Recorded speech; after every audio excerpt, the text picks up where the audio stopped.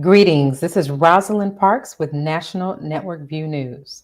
On tonight's show, weekly contributor Brian E. Muhammad, Final Call News staff writer, will discuss Israel's inordinate influence on the world stage, their interference in the affairs of other governments, and their political pressure campaigns. Before we get into the top news, let's do a recap on the current events we've recently covered. Weekly contributor Dr. Akili Muhammad updated us on the COVID pandemic and Delta variant that are surging in America and around the world. Now, the CDC suggested that vaccinated people didn't have to wear masks in public gatherings, and they've now reversed that suggestion. What's your interpretation of this move?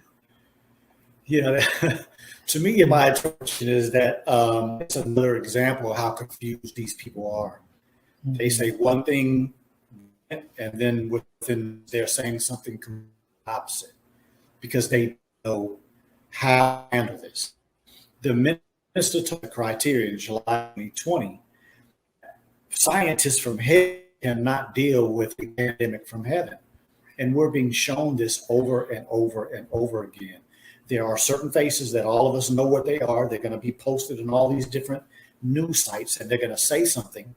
And then not too long after, people have lost complete confidence because it's over and over and over again that these people are saying one thing and coming back and doing something.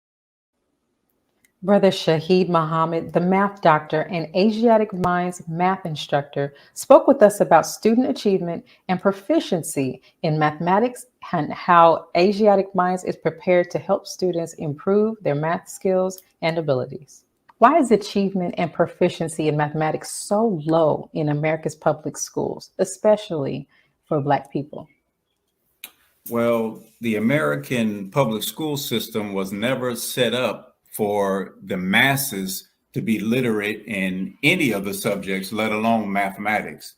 Those in power, the rich, bloodsuckers of the poor, they desire to stay in power. So they have to make sure the masses are dumbed down and illiterate in terms of reading and mathematics. So the school system was never set up for the betterment in mathematics. And then the American society, if we look at today particularly, is a society with a lifestyle full of distractions, sport and play, people just seeking pleasure, savagery, and all those things go totally against excelling in mathematics. NNV News anchor Christina Muhammad was joined by guest commentators, Regional Student Minister Dr. Abdul Halim Muhammad and Sister Deborah Muhammad of the NOI's Ministry of Education for a discussion about the impact of COVID and the Delta variant surge on the Black community. With the Delta variant posing a serious threat, how can we expect this new strand to impact our community? Specifically, after witnessing the medical neglect that the Black community faced last year during the first wave. Well, that is exactly the problem.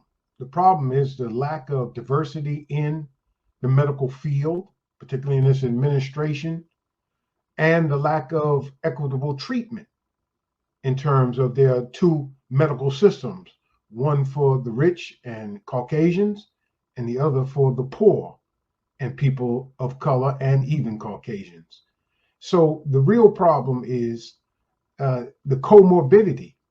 See, they're often reporting, well, this amount of people died from the virus, but they very rarely talk about what were the comorbidities. How many of those people were obese? How many of those people lacked vitamin D? How many of those people had suffered from diabetes or cardiovascular problems? Christina Muhammad posed questions to Dr. Abdul Halim Muhammad and Sister Deborah Muhammad about issues surrounding the vaccine mandate and whether it violated our rights. With all the underlying preconditions that we discussed earlier that are affecting the world, especially the Black community, and these preconditions are what? Heart disease, diabetes, asthma, and cancer.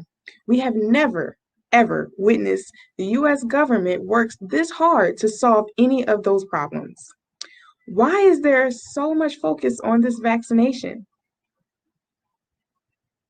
Well, the Alabama People Card County has been telling us for a very long time that there has been a plan um, by those who are in power to cull the population of the world. And so the reason being is because this is part of this master plan, this scheme that this cabal of people have to cull the population of the planet. And so that's why they're working so hard. That's the overall reason why they're working that hard. It's because they want to cull the population of people that they consider to be useless eaters. And so that is one of the reasons among many. Dr. Halim Muhammad and Sister Deborah Muhammad shared their thoughts about the Center for Disease Control and Prevention's eviction moratorium ending. So, just a year after the initial start of the pandemic, where millions were furloughed and laid off, and many, by the way, have not yet recovered from this, will now potentially be facing evictions as a federal eviction moratorium has now expired as of July 31st. Dr. Halim, what does this mean for Black people in America? It is a crisis. We're already suffering disproportionately from homelessness. And at a recent community roundtable that we had here in Houston, the Justice of the Peace and also the constable who serves these evictions in our community both spoke at the roundtable. And they were deeply concerned that, in fact, Congress had not passed an extension of this moratorium. So now those vested interests, such as landlords, mortgage companies, and banks, are going to have their way. On I Have a Testimony, NNV News anchor Willie Muhammad's guest was student minister Aman Muhammad of Mosque number 34 in Durham, North Carolina. He shared his experiences and memories growing up and how reading the Holy Quran ignited his interest in Islam. In the interview, you spoke about how your reading of the Quran ignited your interest in Islam. And, so how did you come about, like, who put the first Quran in your hand, and how did it impact you? Yes. Well, at that time, it wasn't as many Black bookstores and things of that nature at that time. And so I used the library a lot for whatever I wanted to do and research. And so I would go back and forth, trying to get little dabs of wisdom here and there and whenever I could. And at the time when I was in the 12th grade in 1990, my girlfriend at that time, she was going to NC State in Raleigh, and she was studying as well. And she gifted me my first Holy Quran. And man, when I got it, when I got it in that book, man, I couldn't put it down. Last week, I sat down with weekly contributor Brian E. Muhammad to discuss growing concerns over the effectiveness of the African National Congress in governing South Africa, its internal power struggles, and the social unrest. Now, has the ANC outlived its effectiveness and ability to govern South Africa? I'll say this, the ANC came to power in 1994. And I just want to take this opportunity, of course, to correct a number. I said 24 years last week, but it's actually they've been in power for 27 years now.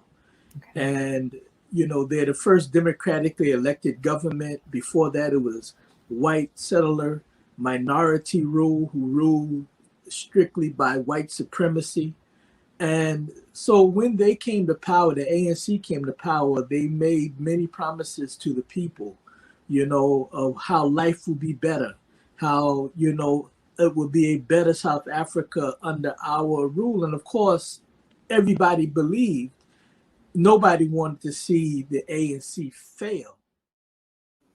Sister Miriam K. Muhammad, founder of Heal Thy Life Center, shared how her spiritual life coaching addresses the overall health condition of women and girls through hands-on workshops, health seminars, lectures, and retreats.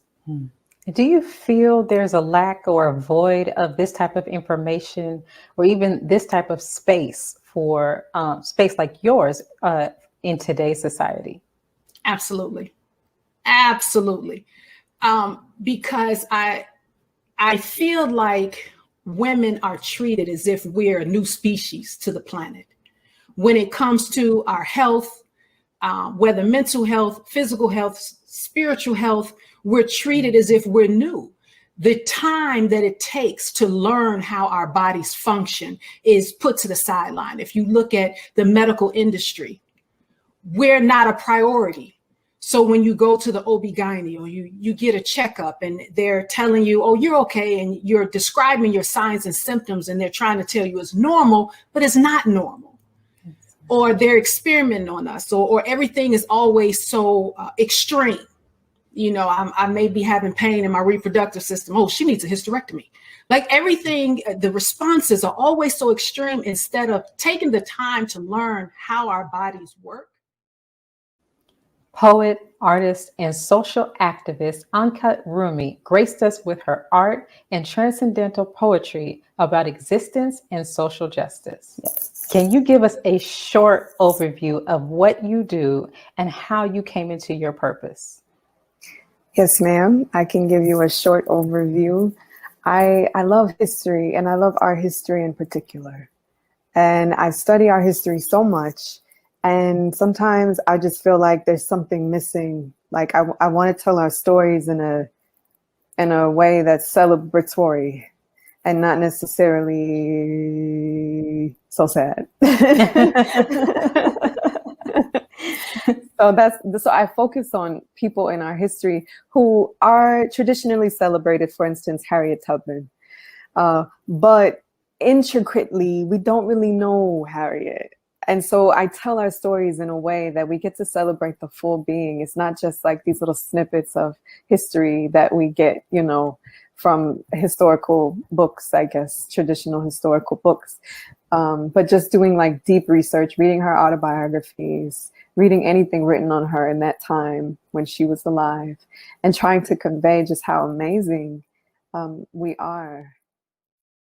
Let's pause for announcements from our sponsors. Then Brian E. Muhammad will join us to discuss Israel's influence on the world stage in the affairs of other governments and the political pressure campaigns they utilize. We'll be right back. Be a part of the force that powers truth in journalism. Your support helps us to highlight solutions for a brighter tomorrow. Go to nnvnews.com/donate. Asiatic Minds.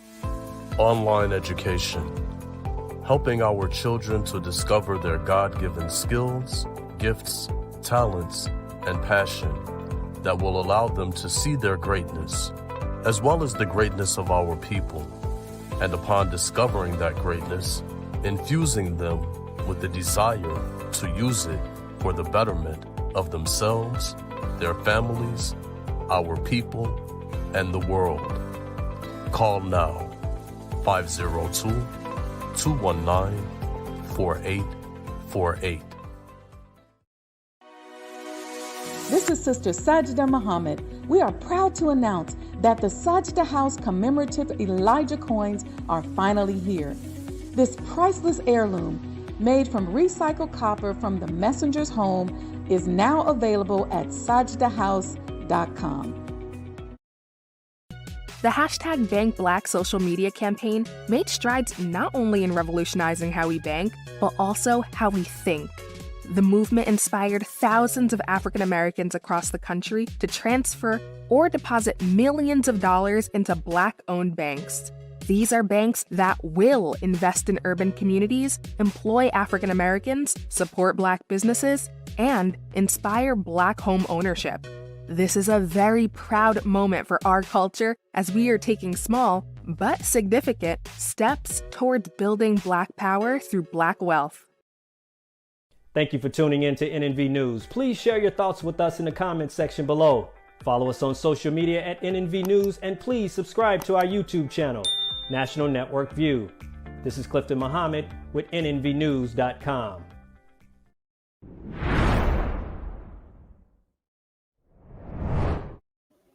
As the Zionist state of Israel's inordinate influence on the world stage has the backing of the American government and other world powers, its interference in the affairs of other governments continues.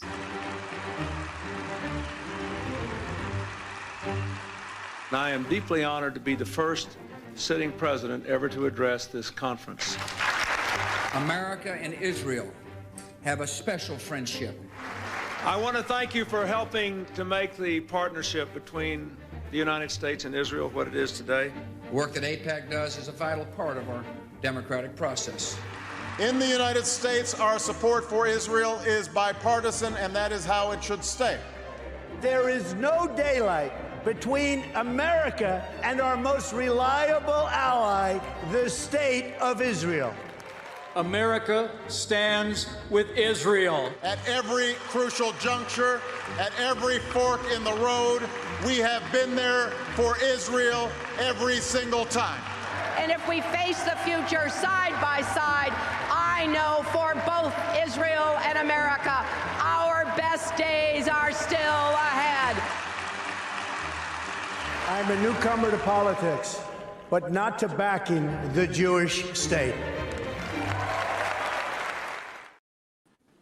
Joining us to discuss this is weekly contributor Brian E. Muhammad, Final Call News staff writer. Greetings, sir. Greetings, Sister Rosalind. Yes, sir. In May, the African Union condemned Israeli attacks on Palestinians in the Gaza Strip and Al-Aqsa Mosque and the evictions that took place in Sheikh Jarrah. Why has the AU now granted Israel observer status? Well, you know, they've been lobbying, Israel have been lobbying to get status at the AU for a number of years. And they have been rejected because of strong pushback from leaders such as South African President Ramaphosa, and others who rejected their presence based on the principled position in support of the Palestinian cause that Israel, obviously has not moved to rectify in now 73 years. And so really it was taking a principled position with the Palestinians why they were rejected. Why they are in there now, I see it as just hypocrisy of African leaders. I see it as African leaders capitulating at a time when they are very weak and have no real incentives to keep the traditional enemies of Africa off of the continent and out of its affairs. Right. How would you say South Africa and really other nations responded to this move by the AU to grant Israel observer status? Well, South Africa specifically, I would like to highlight overall because its president came out so strong in criticism of this move, which appears to be an unilateral move on behalf of the AU leadership. And, he knows firsthand. South Africa knows firsthand the kind of system of oppression that Israel exercises. South Africa understands because Israel is often compared to apartheid South Africa.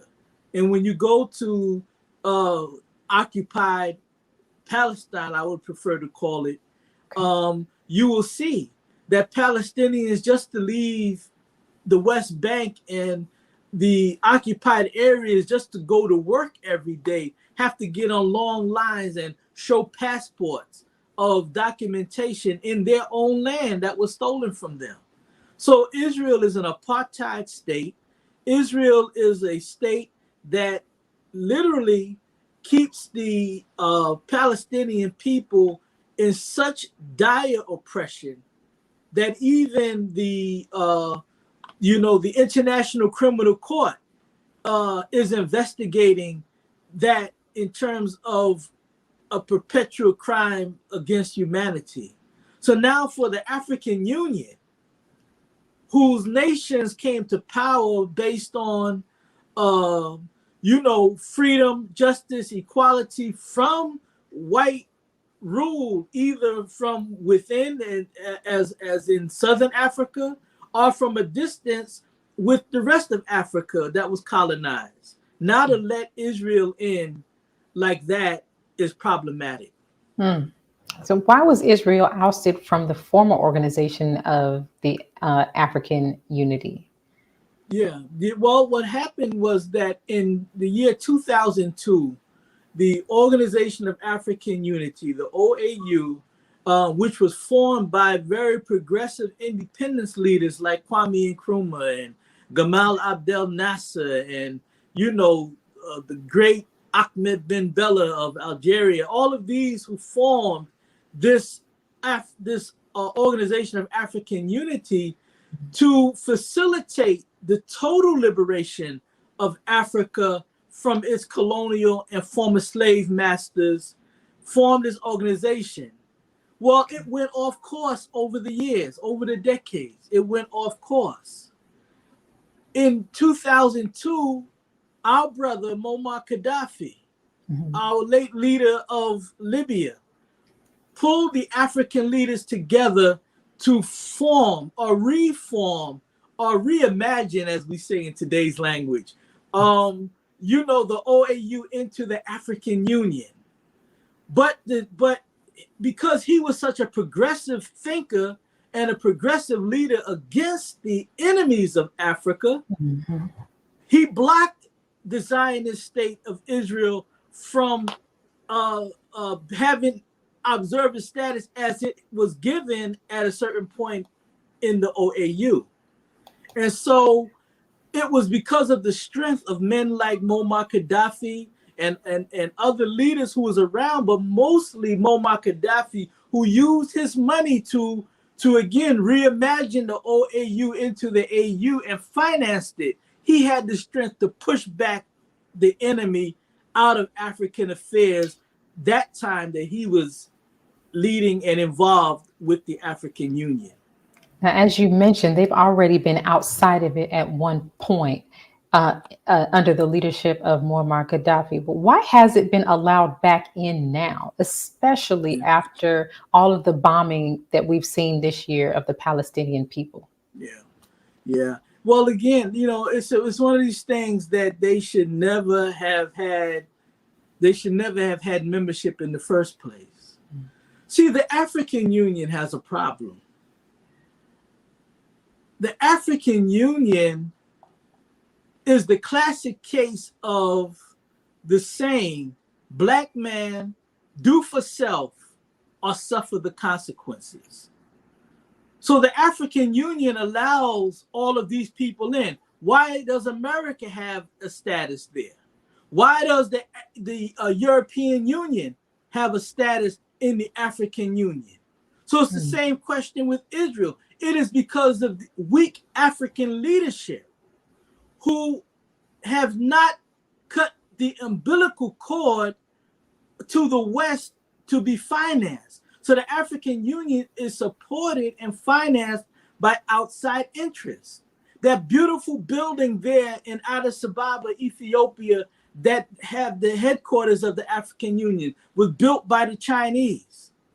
The money that fuels the African Union in terms of, in terms of its administration and the finance it needs to be an organization is based on a lot of these outside interests. So how strong can the African Union really fight for the interests of Africa if you have the enemy of yourself in the mix and at the table? And if they're at the table, they'll do like they always did, dictate to you because they're paying the cost. Right. Now, speaking of bombing, Israel has now accused Iran of a recent bombing. What was the specific accusation, and has Iran responded to those accusations? Yes, you're referring to the ship, the merchant ships that was bombed, owned by Israeli companies. And they accused Iran of being behind the bombing, which killed 2 people. I believe it was a British national and another European national from another country in Europe somewhere. And they blamed Iran. Iran, of course, said no, they had nothing to do with that. But Israel and the United States, and specifically Britain, came out and said and blamed Iran.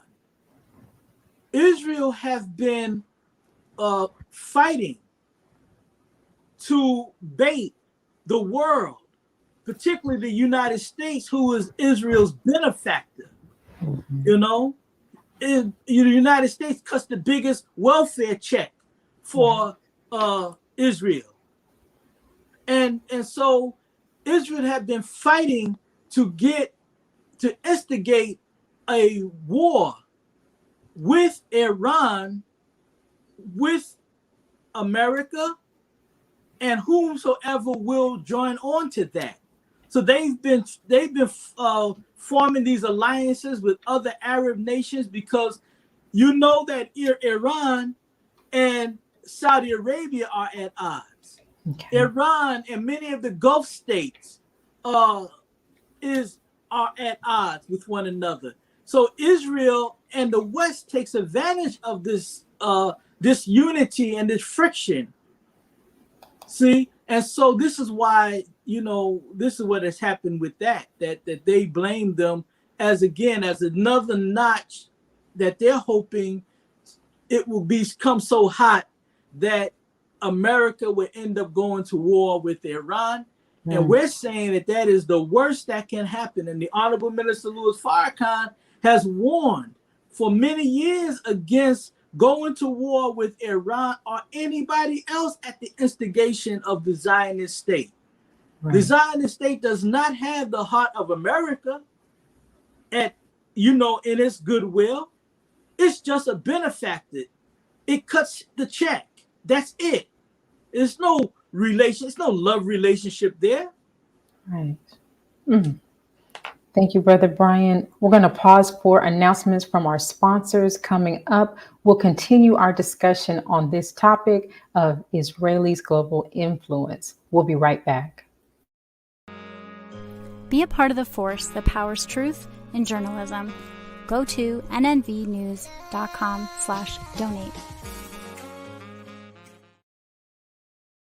Worldwide, 24 hours a day, 7 days a week. Download the Final Call Radio app and take us everywhere. On your phone, on your computer, on your tablet, on Instagram, Facebook, and Twitter. You can also log on to finalcall.com and click the Listen Live button, or finalcallradio.com. Final Call Radio, the official voice of the Honorable Minister Louis Farrakhan and the Nation of Islam. Please share your thoughts with us in the comment section below. Follow us on social media at NNV News, and please subscribe to our YouTube channel at National Network View. I am Anissa Muhammad with nnvnews.com.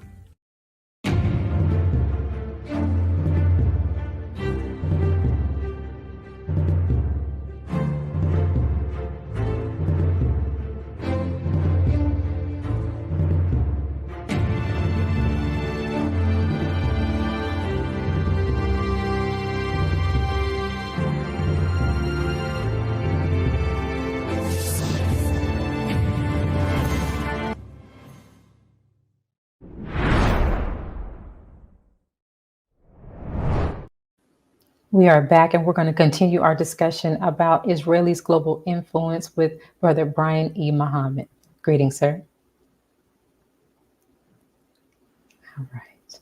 Now, I want to ask you this question very quickly. Over the years, a number of Iranian nuclear scientists have been assassinated.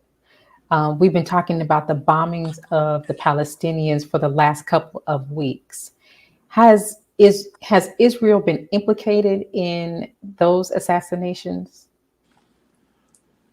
Yes, Sister Rosalind, they've been blamed and they took credit. The former Prime Minister Benjamin Netanyahu on a few occasions have alluded to what they did. Just a couple of months ago, the former head of the intelligence apparatus, the notorious intelligence apparatus of Israel, Mossad, said in an interview that they did this, that they were the culprits behind this. See? And it is interesting because as they do these assassinations, which they have become very proficient at doing around the world, but particularly on with these Iranian scientists, Israel says that we have to stop Iran from getting a nuclear weapon. We cannot have any nuclear weapons in this region that they call the Middle East. What sheer lying deception is that? Because Israel, in that neighborhood called the Middle East, is the only nation that have nuclear weapons. Okay. So to say that nobody else, what do you expect people to do? Now, Iran have never said that they were developing nuclear power for war. They always maintained that it was what they call soft power, for electricity, humanitarian kind of purposes. But Israel is looking for the pretext, again, to keep the drama alive enough that hopefully, if we chest bump them enough and we squeeze other nations like America enough, that somebody will respond and there will be all-out war. Now, Brother Brian, in your Final Call News article, Israel interferes in U.S. business and politics. Why has Israel stepped up pressure on governments demanding them to enforce anti-boycott Israel laws? Yeah. Again, this whole squeezing of the United States, little small Israel, a few million people, and it has the power. One, it enjoys nearly $4 billion in welfare. And if you add military aid on top of that and other kind of loans that Israel is granted without question, you're talking nearly $5 billion given to little Israel from America alone. Now, America is just one country that does this for Israel. Now, what you're referring to in my article, it was dealing with the government of Israel pressuring not even the federal government in Washington, but state governments to implement a law that over 30 state governments that started, in fact, where I'm at, right in South Carolina, with what is called an anti-boycott, divestment, and sanctions Israel law. Meaning that in state governments, what that translates to is that if you are a contractor and you're going for a contract to do business with the state, they make you sign a document that you will not ever support or come out against come out for a boycott of the state of Israel, specifically Israel. This is not pertaining to other countries somewhere, other allies somewhere, specifically Israel. And they make you sign this document. There were several court cases around that, but this is what, they have done. So recently, there was a case of Ben & Jerry's ice cream. Yes. That decided they were not going to do business in the occupied territories in Israel. And, because of a principal position against what Israel is doing to the Palestinian people. And the Israeli government went buck wild. And they pushed mainly Republican, which don't make no damn difference because Democrats and Republicans, for the most part, are beholden to the Zionist element and Israel. That's a fact. Right. So it was just Republicans that jumped out more vocal in support of Israel against an American Vermont-based company called Ben & Jerry's. Right. Are anti-boycott, divestment, and sanction laws a violation of constitutional rights? Then, well, that's a good question. Okay. And that, and that is the real issue. Whether these laws are constitutional or not. Because in the United States, your First Amendment right gives you the right to boycott. I mean, hell, you have the choice. If I'm going to spend my money with you or you going to spend your money with me or not, whether it's a boycott or not, you have that choice. Right. See? Whether you're going to divest money. Maybe I done messed up with your cousin. So you're not going to do no more business with me. So you're going to divest what money you were giving me for my services. Right? You have that right. Right. So, now, go ahead. Why would boycotting Israel for its policies be considered anti-Semitism, which is a word that we throw around a lot here in America? So what would you say to that? Yeah. Well, it's part of its game. See, they play the anti-Semitic card, as a means to destroy people's reputations, as a means to sully people's character out there and hurt them business-wise. This is what they're doing in this case. To say that to criticize Israel or to even criticize Jewish questions, right, is to be anti-Semitic. One, again, with deception. That's deceptive intelligence, as the Honorable Minister Louis Farrakhan said. Deceptive intelligence. Because first of all, if you criticizing Israel, how can you be anti-Semitic when the people who are running Israel are not even Semitic people? These are Europeans who are allowed to be placed there. Right. You took the land from the Semitic Palestinians, right, the Semitic Arabs who are Semitic. See, we got to get into definition. What is and what ain't? What is and what isn't? Right. So don't call me anti-Semitic and you're not even Semitic. I'm closer to being a Semite than you ever will be. That's right. Because you are European.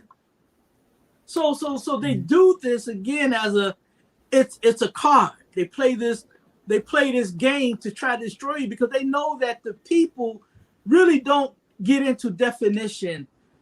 So people, and then they have so much power, most people find it easier to capitulate and give in than to fight it.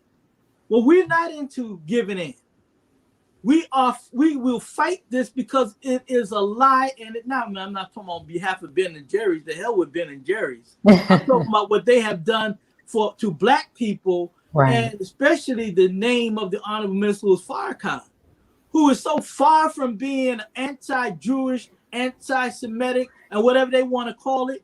But they do this because they know that it pumps fear, and that's another way of them squeezing people into, what they want. Are you moving away from what they are against? Okay. Now, why? You may be able to answer this for me. Why has Israeli President Isaac Herzog called a boycott against Israel a new kind of terrorism designed to hurt Israel's economy? Yeah.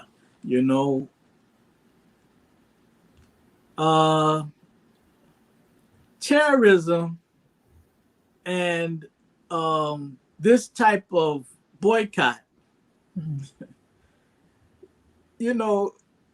whether it's good or bad, it's in the eyes of the beholder. It's like beauty. It's one person's ugly is one person's attractiveness, another person's attractiveness, right? So, look, that's game again. So you're going to characterize a choice that somebody made that was political and according to Ben and Jerry's principle, and liken that to terrorism. No, what was terrorism was those bombs and those that you dropped that killed over 200 people in May. No, what's terrorism is what you have done in terms of the lifestyle and the attacks that you do daily on innocent Palestinian children. This is terrorism. So by him saying that, he's trying to put the extra oomph on it to make it look worse than what it is. It's business. It's business. And the tragedy with Ben and Jerry's is, hell, they just said they're going to stop doing business in the occupied territories. When I was doing the research for the article, what I found was they weren't supposed to be doing business there anyway, because it's illegal, according to international law, to make profits in occupied territories. So okay, Ben and Jerry's, fine. You want to say what we've always come out with about just causes, all that? Stop the deceptive intelligence. You left there because you know you could leave. See? But you didn't leave Israel because they only said they're going to stop doing business in the occupied territories. But they will be doing business with Israel under some new circumstance that they said they would later state. That's why I say the hell with Ben and Jerry's. This ain't about Ben and Jerry's. It ain't about no damn ice cream. Right. Because they made a move that was still easy on them to make. Now, when they say we're going to leave Israel until they change their position with the Palestinian people, now we talking. Okay. But you're just leaving something out of a circumstance that really by law you should never have been in the first place. So let's stop this. Brother Brian, we're going to pause very quickly for announcements from our partners, and we'll be right back to continue this discussion of Israeli's global influence and what's going on with Ben and Jerry's and the statement they've recently made. We'll be right back. Be a part of the force that powers truth in journalism. Your support helps to combat false media. Cash App NNV News. Asiatic Minds, online education, helping our children to discover their God-given skills, gifts, talents, and passion that will allow them to see their greatness as well as the greatness of our people. And upon discovering that greatness, infusing them with the desire to use it for the betterment of themselves, their families, our people, and the world. Classes begin September 1st. To enroll, visit AsiaticMinds.com. This is Sister Sajda Muhammad. We are proud to announce that the Sajda House commemorative Elijah coins are finally here. This priceless heirloom, made from recycled copper from the messenger's home, is now available at sajdahouse.com. Greetings from National Network View. This week's Final Call cover story headline reads, "Separate and Be Saved.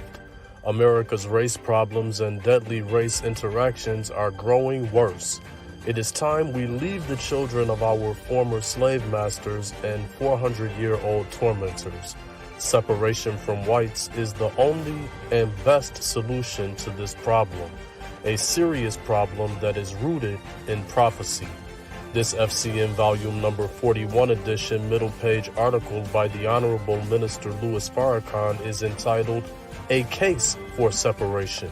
To read more, subscribe to FinalCallDigital.com and tune in to the all-new Final Call Radio. This is the NNVnews.com Final Call Cover Report. Please make sure you leave your comments and questions in the comment section below. Follow us on Facebook, National Network View, and make sure to check us out on Twitter as well, National Network View. This is Sergio Gutierrez with National Network View, signing off.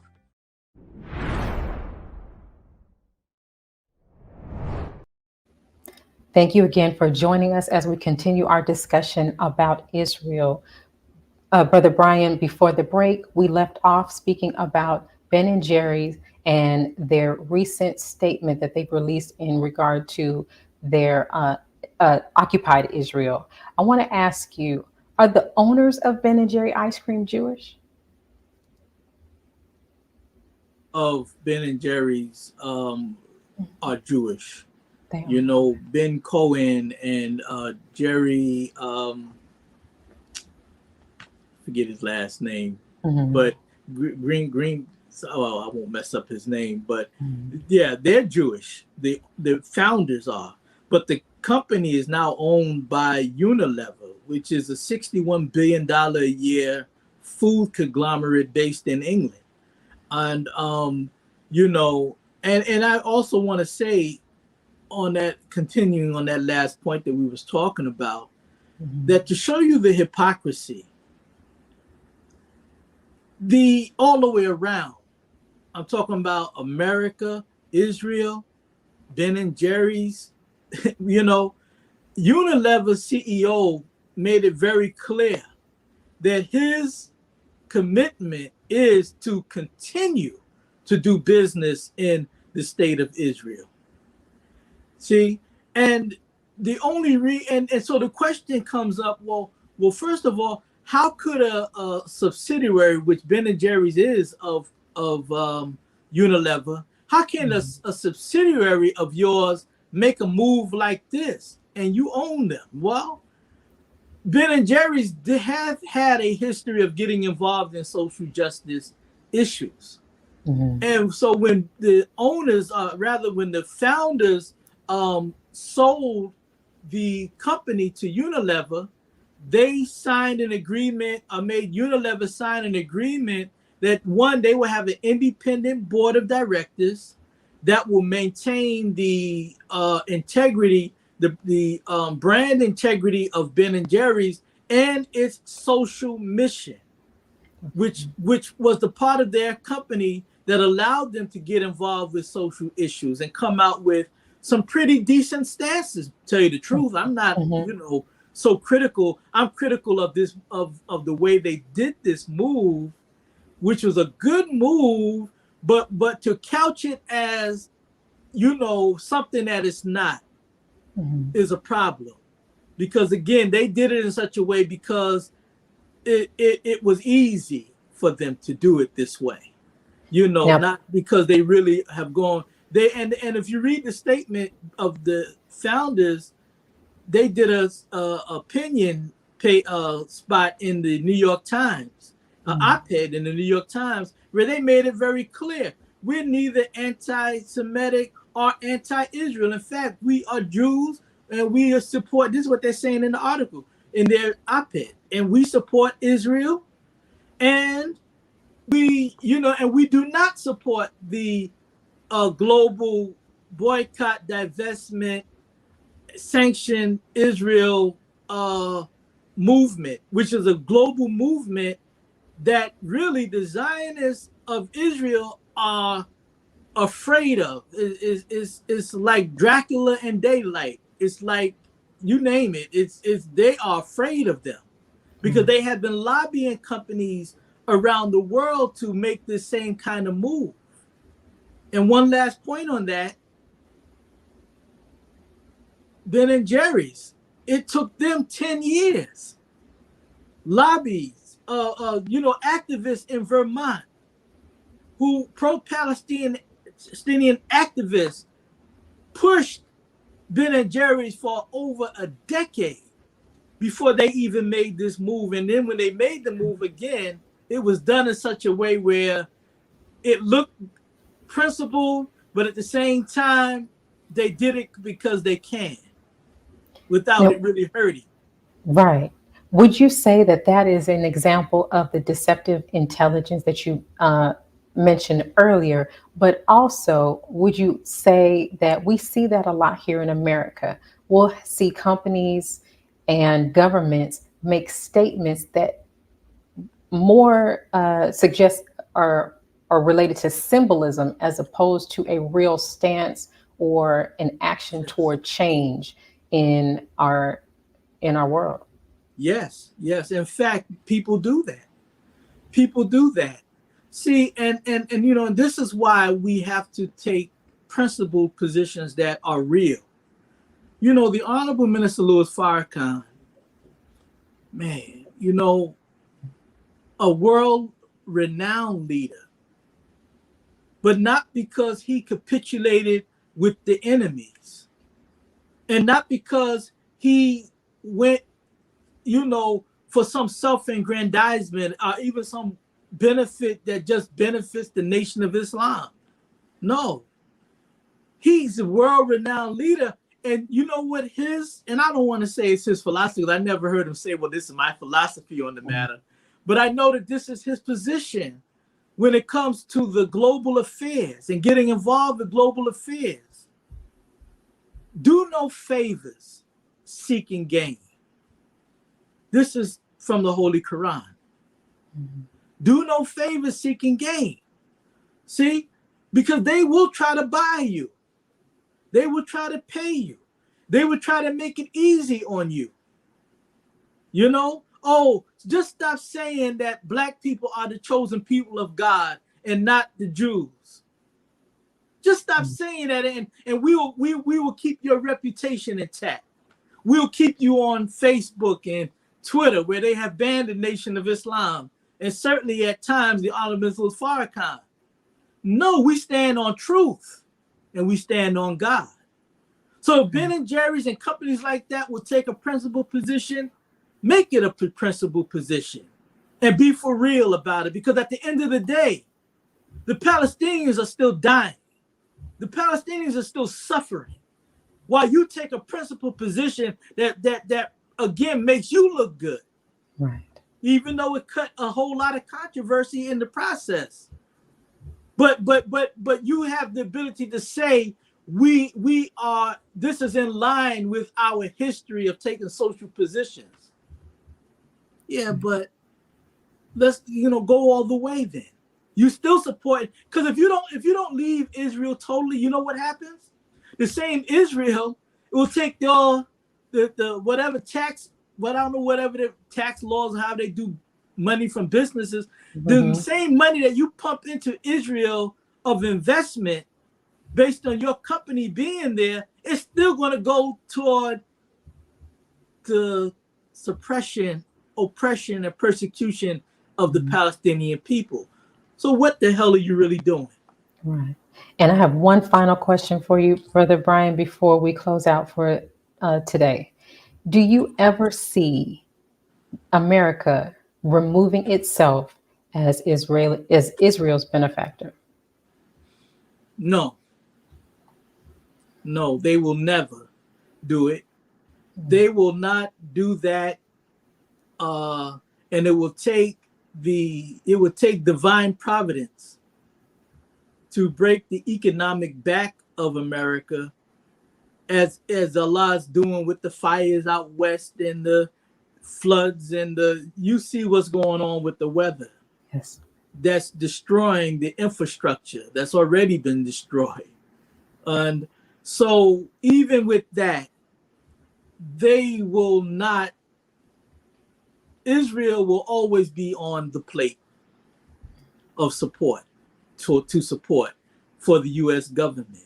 And if they continue that, and meanwhile, while you have the true and real people of God in your midst that you have enslaved for 400 years, Black people, right, while you neglect to look upon them and try to rectify your historical problem that you caused with the real people of God, you will go down supporting the imposters.